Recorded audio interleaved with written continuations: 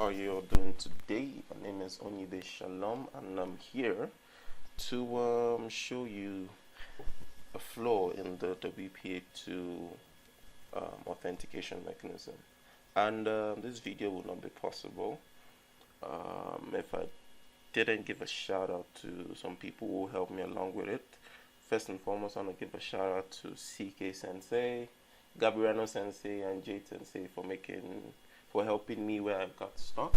And also a big thank you to Mr. Vivek Ramachandran. I was able to pull out a few things to make this exploit. So what is this exploit? I call this exploit Trustful because it takes advantage of the way our wireless clients actually trust access points today. So in my short while of penetrating wireless networks, I was able to discover there's something wrong here. And actually, if I was a spy and I wanted to cover my tracks, this would be one of the best methods to actually go through. So this tool works as a reconnaissance tool, a password recovery tool, and also an access gaining tool. How does it work as those? I'm going to display them, and we're going to begin. The tools I'm using a Kali Linux. I'm going to use my NVIDIA GeForce GTX to crack the password. I'm using an Alpha network card. I think it's the AWUS036. I think, yeah, that's just what I'm using. And I'm using a dummy device to actually try to connect to the fake access point we're going to create. So what's going to happen is we're going to listen out for probes, for wireless connection probes, and we're going to actually act as one of those fake probes. Now when we try to do that, initially a WPA authentication mechanism is initiated, and once we do that, we're able to grab the EAPOL packets when the device tries to authenticate with the access point. And people actually think we need the 3 EAPOL packets. Actually, we need just 2 EAPOL packets. The first frame and the second frame. So when we capture that and run that through a password cracking tool, once we're able to determine the password of the network in which the client was seeking for, we can create a fake access point with the legitimate network name and password. This tool works from only knowing the network name to knowing both the network name and the password of whatsoever wireless device or client you've connected to. Now this tool only works with the WPA, so sit back. Sorry for the long discussion. I would have said let's get to it. So if config -ng start WLAN to set our device, and now we run an m1 check kill. Yeah, just to make sure nothing is interfering with the hardware. So we're gonna run this client probes. Now this is one of the scripts, the Python scripts. This tool was built on Scapy, Python, and Bash. So it's client probes.py and the monitor interface and how many beacon probes you're gonna capture. So as it does that, don't mind the error. I think it's something that was outdated. So it's able to detect someone is looking for an AP called Kiatoko, Samsung Mobile, and Lab, and it's almost the same thing. Ooh, okay, there's so many people around. It's almost the same thing as doing an aerodump WLAN Oman, and you'll be seeing probes, and these probes, like this device here, is actually not connected to any station, but yet it's looking for it. So that's what our device is doing. And our target is going to be this guy, Lab. So let's stop the script by hitting a Control C, and it gives us a list of the people, the probes that are there. So we're gonna put in lab, and now it creates the bash script runs here. It creates a fake access point, and right now our device is trying to authenticate to the fake access point, and it started the EAPOL capture. So as it's currently betraying someone, we're gonna chill and just have fun, you know.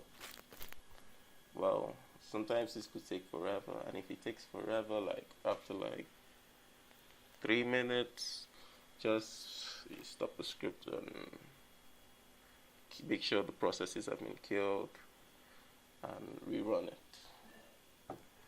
So while we're still waiting for it to connect,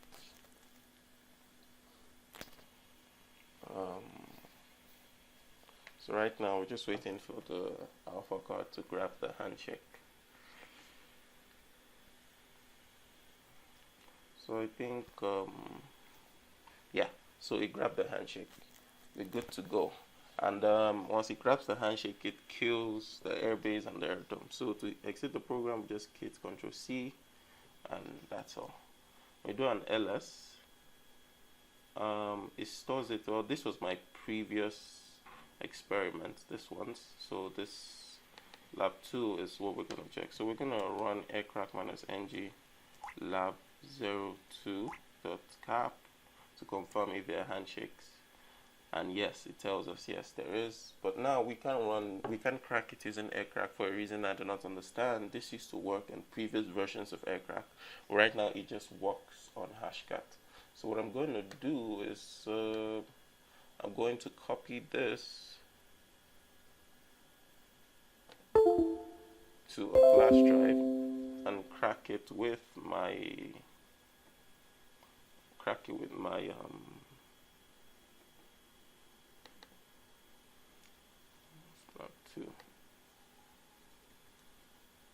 I'm gonna crack it with my GeoForce card.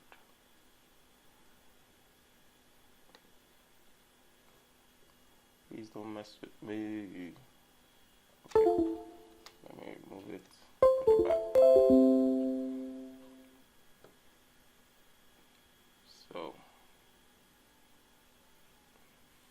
it failed. You don't accept failure here. So USB.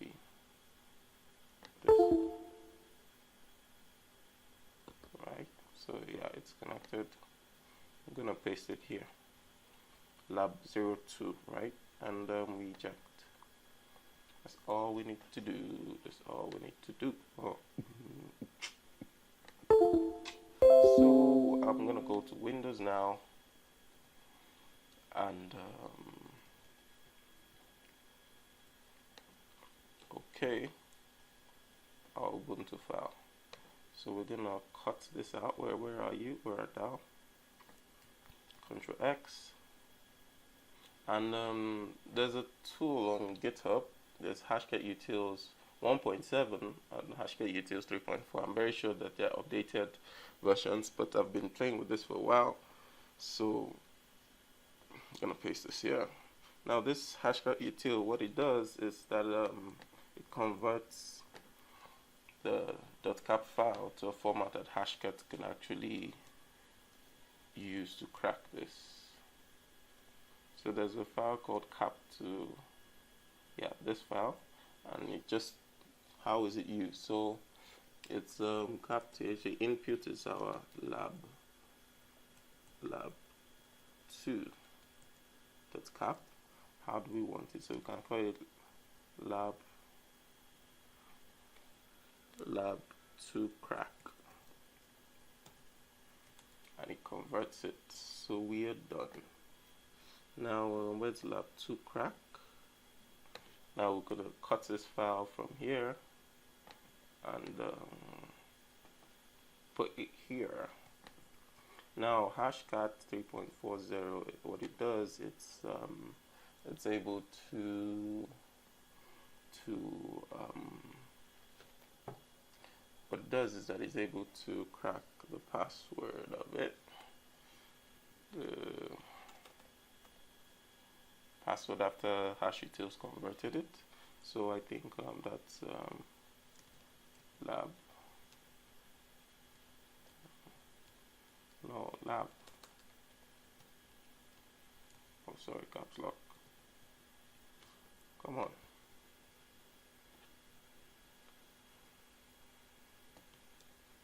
Oh, I had not pasted it, sorry.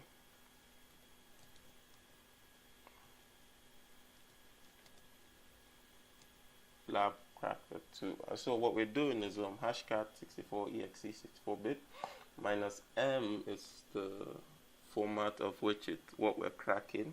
So we're telling hashcat that it's a minus M 2500. 2500 is for cracking WPA or WPA2. Lab crack is the file we want to crack, and we're going to run it through a dictionary called password2.txt. So once we hit enter, our baby here is going to start cracking. So it tries to crack it, and here, yes. So this tells us it says exhausted, but it was able to find something, and it found something for us. Now from research, I was able to see this is one of this is the ESSID, remember? This is either the client MAC address or access point MAC address. One of these two is, and otherwise. And this is the password. Now, if you do a lot of research on the EAPOL 4 frames, the EAPOL frames, you'll be able to see that we don't actually need some frames. You don't need the third or fourth frame really. It's just ACK frames. But well, it's a protocol, so they made it that way. Though WPA3 is out. Meanwhile, while billions of devices use WPA2, this is an exploit. Now, this is the password for the device to connect. So if I made a fake access point with the ESSID lab and password is Genjutsu, and once I set that up, the device or the devices who are connected to the network lab with the password Genjutsu would able to connect to it, and they are susceptible to network attacks. So I'm done with this, and I've cracked it, and I want to thank you guys for watching. The tool will soon be released on GitHub if it's not already released, where I'll need help because I haven't carted for errors and some other scripts. Like I want to deploy it and it's going to be used extensively. So I want to thank you for watching, and if you could contribute, hit me up at secaouse@gmail.com, and I want to say a big thank you. Do have a great day. Do have a beautiful day. Don't let anyone stop you shine. Bye bye.